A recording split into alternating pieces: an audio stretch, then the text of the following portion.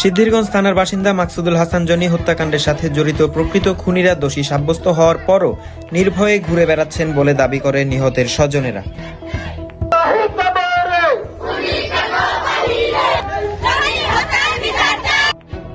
Johnny হত্যা মামলায় খুনিদের বিরুদ্ধে সর্বস্ব এভিডেন্স থাকার পরও প্রশাসন কেন তাদের বিরুদ্ধে কঠোর হস্তক্ষেপ গ্রহণ করছে না বলে সাংবাদিকদের কাছে প্রশ্ন তুলে ধরেন এলাকাবাসী।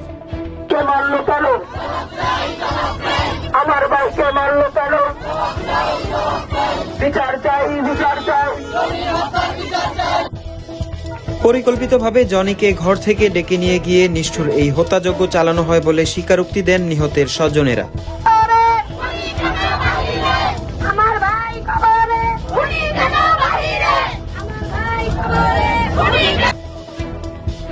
গণমাধ্যম কর্মীদেরকে তারা জানায়, উক্ত মামলার ভারপ্রাপ্ত এসআই বজলুর রহমানের কাছে খুনের ধারাবাহিকতা জানতে চাইলে বজলুর রহমান তাদেরকে খুনের ধারাবাহিকতা না জানিয়ে উল্টো তাদের সাথে খারাপ ব্যবহার করেন।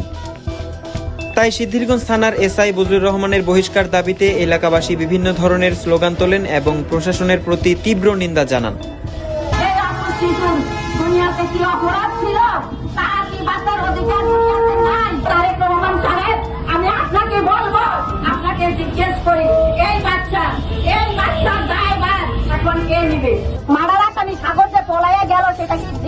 তাদের গাফিলতির কারণে, প্রশাসনের গাফিলতির কারণে একটা মার্ডার আসামি পলায়ে চলে গেল। এই দায়বদ্ধতা এখন কে নিবে? ওনাদের মার্ডার সম্পর্কে জানতে চাইলে উনি আমার বলে আসিফ রে পাইছো, এরে পাইছো, এরে পাইছো। ওদের কি খুঁজার কি দায়িত্ব আমাদের? হচ্ছে স্যার মহসিন 1 নাম্বার 2 নাম্বার আসামি, মহসিন হচ্ছে 2 নাম্বার আসামি। মহসিনের বোন সালমা, মহসিনের আগে এখান থেকে পলায়ে চলে গেছে। আমরা সালমা সম্পর্কে কিছু জানতে গেলে, আমার সালমা সম্পর্কে কিছু বলতে গেলে উনি আমাদের মুখ বন্ধ করে দেয়। উনি আমাদের কথাই বলতে দেয় সালমা সম্পর্কে। আসতে পারে না, কথা বলতে পারে না। তার মানসিক চিকিৎসা দরকার, তার মানসিক সমাধান দরকার। আমার মেয়ে এই যে বিগত 4 বছর সংসারের কালে এখন বিধবা হলো, তাইলে এখন সে কি নিয়ে বাঁচবে? আইন প্রক্রিয়া যারা, তারা কেন গাফিলতি করছে? তার কারণটা কি? তাদের কারা ইনকাম দিচ্ছে? আমরা আসামি ধরি, আসামির খোঁজ দেই, কিন্তু তারা আসামি ধরে না। নিহত জনির শাশুড়ি জানান, আসামিদেরকে উপযুক্ত প্রমাণ সহ চিহ্নিত করে দেওয়ার পরও আইন তাদের বিরুদ্ধে কোনো ব্যবস্থা গ্রহণ করছে না। তিনি আরও প্রশ্ন করেন, এই খুনের সাথে জড়িত আসামিদের কারা ইন্ধন দিচ্ছে? খুনিদের বিরুদ্ধে যথাযথ প্রমাণ থাকার পরও কেন পুলিশ তাদেরকে গ্রেফতার করতে গাফলতি করছেন?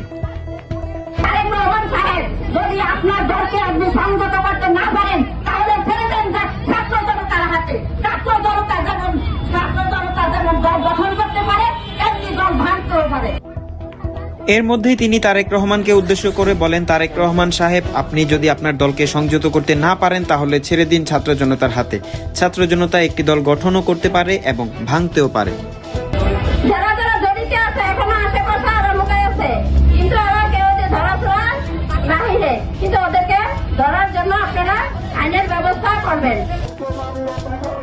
শিকর নিউজ, ঢাকা।